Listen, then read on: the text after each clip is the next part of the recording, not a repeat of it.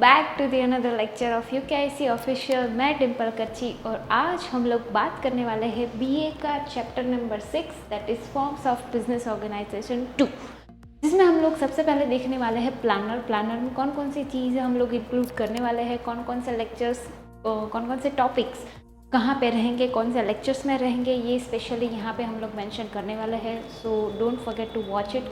ठीक है, बहुत दिनों बाद हम लोग मिले हैं तो होप आप सब लोग बहुत अच्छे होंगे। ठीक है, तो सबसे पहले स्टार्ट करते हैं। भाई अभी तो आपको याद हो ही गया होगा। ठीक है, like share subscribe, don't forget to subscribe our channel ताकि आप लोगों को कॉन्स्टेंटली पता रहे कि हम लोग कब लेक्चर्स अपलोड कर रहे हैं, आपके वहाँ पे नोटिफिकेशन आ जाए।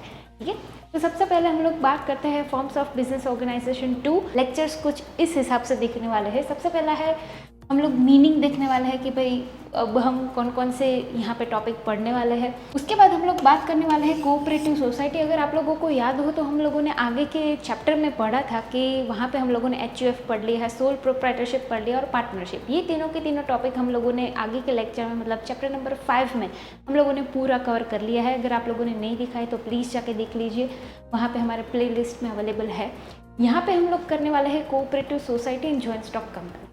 ठीक है, तो कोऑपरेटिव सोसाइटी का मीनिंग सबसे पहले क्या है, वो किस तरह से वर्क करता है, ये हम लोग देखने वाले हैं।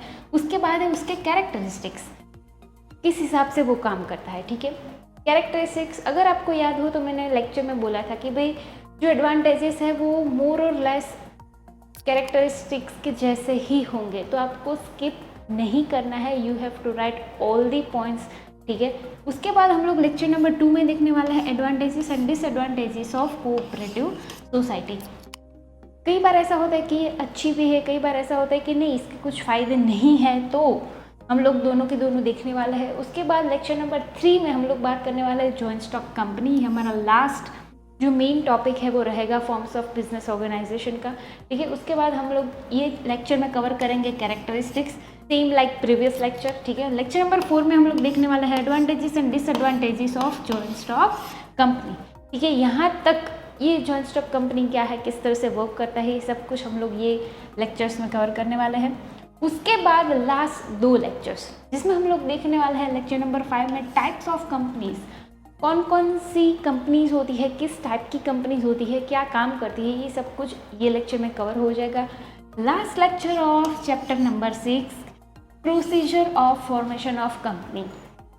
आप अगर फ्यूचर में कंपनी खोलना चाहते हो तो उसकी पूरी की पूरी प्रोसीजर क्या रहती है, किस तरह से वर्क करना होता है, किस तरह के डॉक्यूमेंटेशन तैयार करने रहते हैं, कौन कौन से डिटेल्स उसमें इंक्लूड होती है, ये सारा का सारा हम लोग ये जो लास्ट लेक्चर है उसमें कवर करने वाले हैं। तो यहाँ पे आप लोगों का प्लानर खत्म होता है। मिलते हैं हम लोग चैप्टर नंबर 6 के लेक्चर नंबर 1 में। Till then bye bye.